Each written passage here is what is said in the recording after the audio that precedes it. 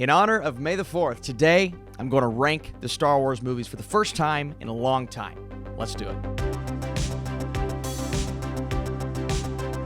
What is up, Flick fans? Welcome back to my channel. It has been so long since I've ranked the Star Wars movies. I've done tier lists over the past few years, but just a simple ranking, it's been a bit. So I wanted to go back and revisit that today since it is May the 4th. May the 4th be with you. Everyone, these are not the droids you're looking for. These are not the no. I will admit, sometimes ranking the Star Wars movies gets a little bit divisive, but I said, you know what? Today, we're going to celebrate the Star Wars, even the movies at the bottom of my list. It is Star Wars. It's one of those things I go back to and revisit regardless of whether I think the film is great or not, because I love this franchise and these characters as a whole. So if your list differs from me, tell me why. Get in that comment section down below and give me your lists. And I think at the end of the day, we can all celebrate and still appreciate what this franchise has done for us. And we're not even diving into the TV shows. Clone Wars, Mandalorian, come on. And of course, if you like this random ranking, and if you're a fan of this franchise, drop your thumbs up down below, and I would love to talk more about it. I am watching The Bad Batch along with you guys. I do plan on reviewing it at the end of the season. Okay, let's do it. Let's start at the bottom with a film that I just don't feel right putting at the bottom, even though it is my least favorite Star Wars movie. And this is mostly because Dave Filoni has essentially come in and almost saved or helped save Star Wars with The Mandalorian, and what he's done with the animated shows. And The Clone Wars is an incredible animated show. And we're getting The Bad Batch. We got Rebels, all of this stuff, right? So you get into this film, and as a whole, as a cohesive product, it just doesn't work. The show itself is really good, but there are episodes that maybe aren't as good, and it didn't get off to the strongest start. And I think a lot of that is present here in this film. It just doesn't feel cohesive. You have episodes that come together and then they kind of end, and it picks back up with the next scene. And I wasn't completely on board with Ahsoka at the time, even though now we look at what has happened to her character. She's one of the best in all of Star Wars. So not the best start when it comes to the Clone Wars as a whole. I just don't love this movie. I think it does a lot right in terms of setup, but as a product, not necessarily, but still, at the end of the day, we look at what it spawned, what it led into, and what we got in terms of the show as a whole, what Season 7 gave us. I do think it at least got off to a hot start, but that's why it's kind of at the bottom of this specific list. Then we get into the next movie on this list, number 11, and that is Star Wars Episode 2, Attack of the Clones. And if we base it all on nostalgia, this movie is going to rank a bit higher for me because I grew up with the prequels. I grew up with The Phantom Menace, Attack of the Clones, and then Revenge of the Sith, which is fairly high on this list. But that's because I think Revenge of the Sith saw some of the problems that these first two movies made, corrected it. I just don't love the overall style of the prequels when it comes to all of the special effects and CGI that sometimes are a bit questionable. And you even had Ewan McGregor come out recently and say, yeah, kind of all we did was shoot on a green screen, and that's about it, and it's a lot of that. And then you go into the actual story, which I think is brilliant. I think the overarching concept of the prequels, the character arc of someone like a Darth Vader, of someone like an Emperor Palpatine, where they start compared to where they end up, is incredible. It genuinely is.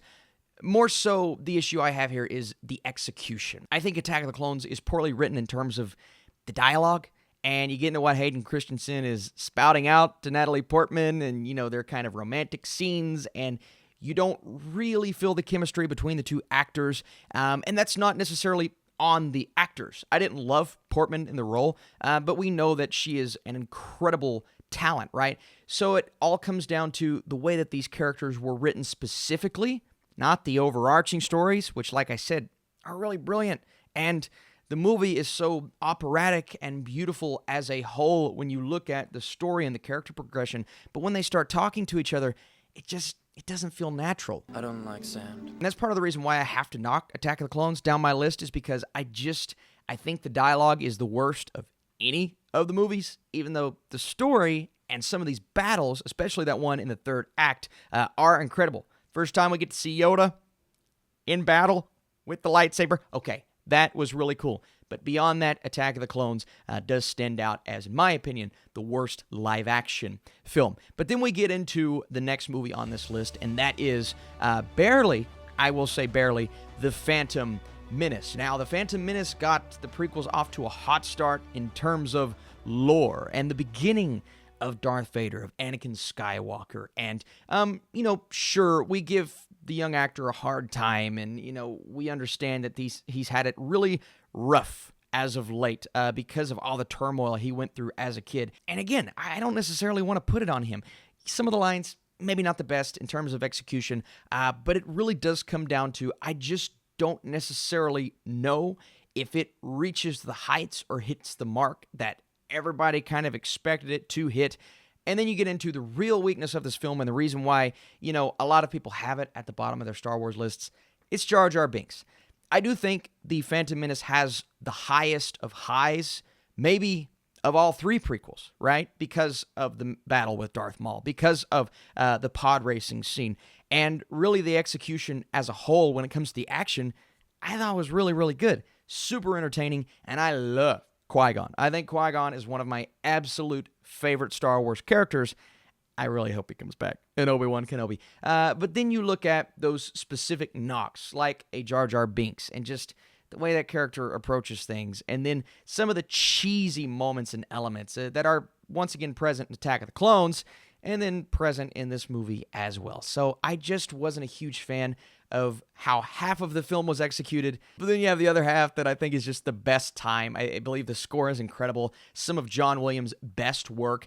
The battle at the end was the definitive moment of my childhood when I knew that Star Wars was for me, and then some moments here and there that work extremely well. So a bit of a mixed bag, but I do think some of the highest of highs for the prequels. Next up on this list is, unfortunately, The Rise of Skywalker, the culmination of the new trilogy, trying to piece together two very different movies that came before it. Now, those two movies that came before, each of them have their own positives, but when it comes to working together to create this third film in a trilogy, it just couldn't really do that. And I believe that's why, or at least part of the reason why, this movie was so messy. I love J.J. Abrams' style. I love the look to his films, and that is once again present here. When you're comparing it just visually to the prequels, obviously it's going to stand out, not only because it's a newer movie, but because I believe the cinematography and on a technical level, it's just brilliant. But for me here, the issue more so is the story, right? Even looking at the prequels, I think the overarching story of the prequels was way better than this trilogy because they just didn't know where they were going. They didn't necessarily know where to take these characters, and that is so evident in this film. Rey's journey could have been handled a bit better. Kylo Ren's turn to the light side, I think, was semi-warranted at the end of the day, but I just feel like they could have done more. And then some of these side stories in this film, it doesn't feel quite as cohesive as it needs to, and all of this coming together at the end of the day, and then shoehorning in these things that came with the fan theories and all of these Reddit things is like, oh, we want this and that and this, and I guess Disney saw that, and they said, well, we're just going to put all of it in there, even if some of it doesn't make sense, and some that they put in there was really cool. I think the lightsaber battles, I think the moment with Han Solo coming back, Kylo Ren visualizing that, there's a lot of great when it comes to this movie, but there's also a lot of mediocre and underwhelming and just not warranted that makes this film go slightly far down this list. Next up, we have a film that a lot of people love and really hold high on their Star Wars lists, and that is Solo, a Star Wars story. One of the many solo, and that is, I guess that's a pun, adventures within this universe that, fans were kind of excited about. You have this actor coming in, and a lot of people recognize the face, but we're all thinking, is he going to be what Harrison Ford was as the character? And that is one of my knocks on the movie. I don't necessarily know if Alden Ehrenreich captured exactly what Han Solo was. He did a good job, and I believe if this movie was just maybe titled something differently and it wasn't Han Solo and he was just kind of playing this space western character, maybe I would have liked it a lot more because I just don't necessarily know if they captured that magic for me personally. But in terms of the adventure and just kind of the way that this comes together, this movie's fun. It is. I believe Solo: A Star Wars Story does quite a bit for this franchise and the lore of a Chewbacca and the lore of a Lando. Donald Glover is incredible. The villainous presence in this film, I love Paul Bettany. He didn't quite do it for me. And then I believe where we go in that third act is just a tad bit predictable. So the story as a whole doesn't nail it for me with Solo. And one character in particular, one robot in particular, I just wasn't a big fan of. But overall, I do believe the chemistry between Han and Chewie, so many moments between those characters that make it great, and the action was really, really fun. So I think Solo: A Star Wars Story does it right, but it doesn't get all the way there for me to feel like this is a great Star Wars film. Then we get into maybe the most divisive Star Wars movie, well, definitively the most divisive Star Wars movie ever. It is Star Wars: The Last Jedi. And anytime somebody says that on the internet or online or on Twitter, people are just like, how dare you? But it's all for different reasons, right? You have the group over here that thinks it's one of the best movies ever made, and then you have the group over here that thinks it's just the worst thing to touch humanity. And I'm sure we will get that in this comment section as well. And I understand the passion. As a Star Wars fan, and maybe even not as hardcore of a Star Wars fan as some watching this video, it's very tough seeing these characters kind of engage in things and do things and say things that we never imagined them saying. Luke Skywalker's arc in this film, while I believe it's a very well-written arc, it wasn't the arc that I expected going into the movie. So here's what I'll say about this film, and here's why it is in the spot that it is, okay? I believe The Last Jedi is a very well-made movie. I think the cinematography is excellent. Rian Johnson is a great director. There's no doubt in my mind. And there are so many elements to this film that make it just a really good time watching. One fight in particular, and you guys know exactly the fight that I'm talking about, the Red Room is one of the coolest fights I've ever seen. The moment, the action, the tension, the score, everything is phenomenal. But then you get into certain ideas and certain moments that almost make this film feel like it is somewhat Star Wars, but not as Star Wars as Star Wars fans want it to Star Wars, if that makes sense. It just doesn't fit in the grand scheme of things. And I do think this is partially the reason why this movie goes a bit further down the list for me, is because there are a lot of elements and moments in the other movies that work really well, and then you get into the third film, and why is the third film such a jumbled mess? I think part of it is because they didn't have a plan, and that's very evident in this second movie. It feels like a distant relative to the first film, and it almost brings the first film down for me. I love the first one so much, The Force Awakens, but this movie kind of takes it in such a different and drastically unexpected direction. And again, sometimes that's not a bad thing, but there are a lot of things, especially Finn's character, his storyline here. I don't like any of that. Finn and Rose, their relationship, not a fan, just didn't like it. And that's really unfortunate in the grand scheme of things. And I walked out saying, wow, this movie was really fun. Yes. And I really enjoyed it on first watch. But the more I watch it, the more I'm saying, yeah, it does feel distant to Star Wars, even though, again, there's a lot of great things in there. So enough of that. Let's move on. Here we go. You talk about nostalgia. You talk about the culmination of everything that I loved as a Star Wars fan growing up. I was like 10, 11 years old watching this in the theater with my best friend, loving every second of it. This is Revenge of the Sith, and this is maybe one of the most nostalgic blockbuster experiences for me of all time. But going back and revisiting it, yes, it is, maybe a bit more flawed than some of the other Star Wars movies. I still don't love the cheesiness to the prequels. I still don't love maybe the overall style and how much green screen, blah, blah, blah. But you look at the story here, and you look at where they have taken these characters, and in terms of a storyteller, I believe George Lucas is maybe the greatest of all time, because he had an idea here, and I believe this is the film where he finally brought those ideas to life and gave us one of the most epic experiences of all time. And, as a movie critic, part of my brain is saying, yeah, here's an issue, here's a line of dialogue that doesn't necessarily work, blah, blah, blah. But as a Star Wars fan and as a fan, and again, I have the other prequels lower, I am still a fan of the prequels as a whole because of what this movie manages to do, how it manages to complete the story in an epic way. And I will say, I believe the prequel trilogy is more cohesive than the new trilogy, even though I believe the new trilogy is maybe a better made trilogy in terms of visual style and direction and all of those things. But this is the film that really just knocks it out of the park for me in the prequels. I love how epic it is. I love how grand it is. It's so operatic, and this is where Star Wars really, really hit me as a kid with this film. Anakin's journey, Obi-Wan's journey, the battles at the end of the film, and then the rise of Darth Vader. All of those things, super entertaining.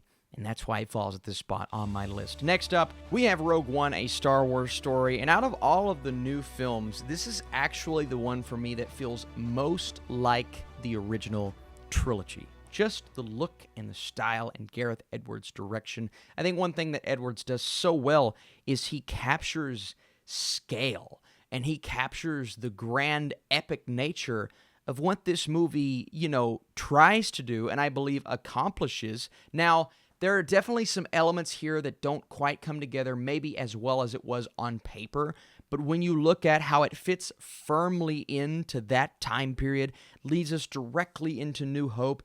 I believe the only major knock on this movie is we kind of knew what was going to happen to our characters. We knew exactly how it was going to end, but it's not about the destination as much as it is the journey, and that entire third act, well, really, the second half of the film. And I'll give you this. First half, it is slower, but I kind of like the build-up. The second half, it takes the slowness and it just knocks every idea out of the park. And do I even need to say the Darth Vader moment? I don't think I do. This is the film that has grown on me maybe the most out of all of them, and this is the one that I like going back to and saying, gosh, it just feels so much like the original trilogy.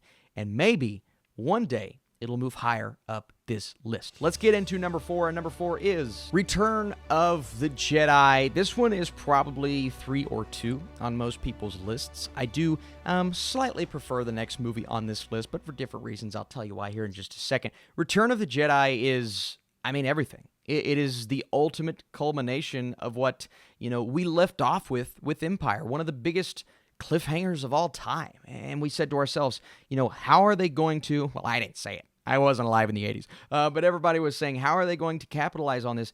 And they did it. They not only continued on with the epic nature of Empire Strikes Back, George Lucas not only continued this story in such a great way with all of these reveals and Luke and Leia and Han's journey, where it goes to coming out of that carbonite and meeting back up with their heroes. It's so epic and entertaining, but there's this sense of hope at the end of this film. And at the time, we all thought it was such a beautiful and monumental ending, but not without Luke Skywalker's difficulties defeating the Emperor and discovering what his father was truly fighting for. Deep down, of course, but I believe all of those things are beautiful, and Return of the Jedi may not be the most well-directed of the trilogy, and there are a couple things like the Ewok, this and that. You can get into nitpicks, and it started into that cheesiness that I believe led us into the prequels, and that's part of my knock on the film, but overall, I don't have a lot to complain about because I think this movie is great. And here it is. Here's the one. Listen, I understand. Austin, it's just A New Hope again. I think the movie realizes that. There's a moment in the film where they're looking at this new Death Star and they're essentially just kind of making fun of how it's just another bigger Death Star. And they understand that. But this was J.J. Abrams' way to bring back Star Wars in a new and fresh way, because we often forget pretty much everybody at the time complained about the prequels. Almost everybody. And I was sitting here going, well, I enjoyed Revenge of the Sith, and then some critics enjoyed Revenge of the Sith, but there were still those fans that were saying the prequels are garbage, the prequels are awful. And now, I believe a lot of people have come around on the prequels, and especially that younger generation that maybe wasn't as aware of the prequel hate At the time, we have gotten older and started to defend that third film, at least, and the overarching story and all of that stuff. So the prequels went from kind of like anticipation to people hating on them, and now they're starting to be appreciated more. I think part of that is what this new trilogy, well, at least how it ended off, and another part of that is there's a lot of good within that. But this movie comes out at a time when we're just all, our mouths are watering for Star Wars, and it gave us everything we could have wanted. It gave me everything I could have wanted. The beginning of a journey or journeys that didn't necessarily go in places. And I understand why a lot of people are going to knock this film because of where it eventually headed. I get it. My brain won't allow me to do that because I still love going back and revisiting this specific movie. I love the ideas. I love the characters. I love the beginning of this story that is visually stunning. The CGI is absolutely incredible. The practical effects are monumental. Han Solo's return is awesome. Kylo Ren as a villain is great. It's epic. It is truly epic. And there is really nothing about this film other than the familiarity and the fact that the story is essentially, well, as similar as you could expect. But I do think the third act, there are plenty of differences that keep it from being too far into that zone and that allow it to stand out for me. So I don't really have a lot of bad to say about The Force Awakens, and I may be alone in that. But I have to be honest with you guys and tell you how much I love this movie, and I love it. Star Wars, A New Hope. Oh my goodness, what is there not to love about Star Wars, A New Hope? What is there not to love about the introduction of these characters? Luke Skywalker, just a boy at the time, didn't even know what he was capable of, meeting Obi-Wan, going on this adventure, running into Han Solo, and it's all history from there. I just love the introduction of everyone. From Princess Leia, we understood exactly who she was. Carrie Fisher nailed this character. To seeing that threat of Darth Vader for the first time, terrifying, and just understanding that this is about to be one of the greatest villains of all time, and hearing that score for the first time, and the music coming up, and you know, if you don't love this film, you don't love Star Wars. That's just the way it is. You may like this film, and that's understandable, but if you watch this and say, not for me, hate it, from there, you probably understand that this is just not going to be something for you. I don't know how you watch this and don't get this sense of joy and understanding that this was going to change the game when it came to sci-fi, and it did just that. To do what they did with the special effects in 1977 is so impressive. I just love what George Lucas was able to do and was able to transfer onto the big screen, and it's really difficult not to put this at number one, even though I firmly believe my number one is exactly where it needs to be. I don't ever see anything overtaking this. The Empire Strikes Back is one of my top 10 favorite films of all time. It's everything I imagined it to be. Just watching it for the first time on VHS, I believe I was 6 or 7 at the time, and being shocked and dumbfounded at the twist, the reveal. No, I am your father. I mean, I don't understand how anyone watched that and didn't have this emotional reaction to it if you were invested in these characters. The way that this movie is written is so incredible, and Luke's journey here, coming to that culmination in the third act, is so beautiful. We talk about how operatic these films are as a whole, and this is just a fantastical fantasy/sci-fi journey in this film, and the character arcs are so good, and Han and Leia's relationship, and ending with Han being frozen in the carbonite, and Boba Fett. I mean, all of these characters being introduced, reintroduced, betrayed, Lando. I mean, everybody is so good. Irvin Kershner did a really good job directing this film. I am so surprised that he didn't go on to do more. But really, we know the magic comes from George Lucas and this story and where he took these characters. And overall, it's hard to knock The Empire Strikes Back for anything. It's just, in my opinion, it's one of those perfect fantasy sci-fi films. And it will forever live in that top spot. Unless something comes along and beats it. And if that happens, let me tell you, it's going to be a magical day.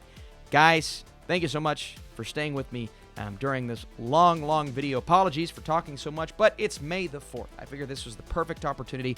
Again, apologies for the voice. It's been going out throughout the entire video, but you are truly the best. And for you all that are supporting this video and your understanding for, everybody having varying and different opinions, and that's what this is all about. I have to know, what is your list? Why is your list? What is your most and least favorite films? You guys are the best. Again, I am watching Bad Batch. I'll have a review at some point for the entire season, and many more reviews to come this week. All right, I'll see you soon.